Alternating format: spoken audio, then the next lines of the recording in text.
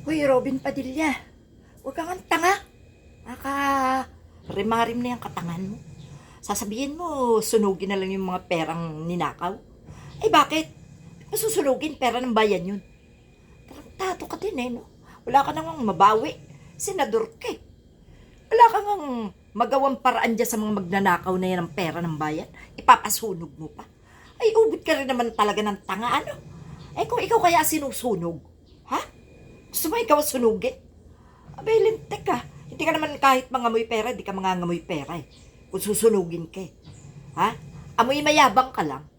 Alam mo, nakakabwisit ka na eh. Yung katangan mo nga, huwag mo i-apply sa mga tao. Ha?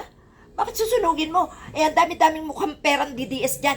Ang gawin mo, pag may nagsoli ng ninakaw, humingi ka. Ipansupalpal mo sa bibig ng mga patay gutom na mga DDS, yung mga balahura at mga bastos. Supalpalan mo ng kwarta para makatulong ka naman, ano, nang tumigil-tigil sila. Alam mo, yung kwarta, ugat ng lahat yan. Ugat yan ng kabutihan, ugat yan ng kasamaan, ugat yan ng pagkawala ng gutom, ugat yan ng pagiging mayayabang ninyo, ugat yan ng pagiging palalo, ugat yan ng ewan ko, ugat din yan ng katangahan at kabubuhan. Ikaw nga tumigil-tigil. Mag-aral-aral ka nga, Robin. Ha? Hindi ka ba ipagmalaki eh? Kakabwisit ka. Kahit man maging artista ka uli, hindi ka na pwede ipagmalaki. Kasi pinakita mo na yung kabubuhan mo. Senador kang tao eh. Masasabihan kang bobo. Masasabihan kang tanga. Tuwa ka nun. Bastos ka rin eh, no? Lahat na lang ng kagaguhan ng mga Duterte, minanan nyo eh. Bakit kasi kumapit kayo dyan sa mga Duterte? Ayan tuloy, naging bobo tanga kayo. Ha? Umalis-alis na nga kayo dyan sa pagkakakapit nyo kay bumitew na nga kayo sa pagkakakapit nyo dyan. Baka ba sakaling bumalik pa yung mga utak ninyo sa ulo nyo? Abay, wala kayong kautak-utak. Abay, akalain mo naman yung mga ninakaw daw na pera ay sunugin na lang. Ah, hindi iyo yun.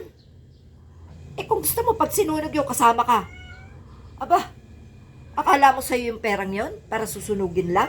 Oy, sa taong bayan yun. Ha? Mahiya ka. Makakapagpakain pa yun ng milyon-milyong tao. No?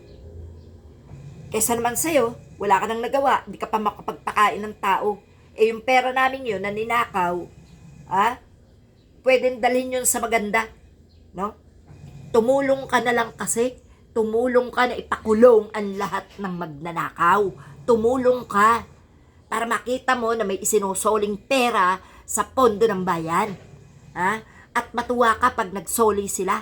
Hindi yung sasabihin mo pa, manunulsul ka pa na sunugin na lang ang pera. Ano ka? Ikaw ang dapat sunugin dahil bawal na ang tanga. Bawal na ang bobo sa Senado. Ha? Total, mukhang hindi ka kasama sa nakawan eh. Eh di ikaw na lang ang sunugin dahil masahol ka pa sa magnanakaw kung susunugin mo ang pera ng taong bayan. Tanga?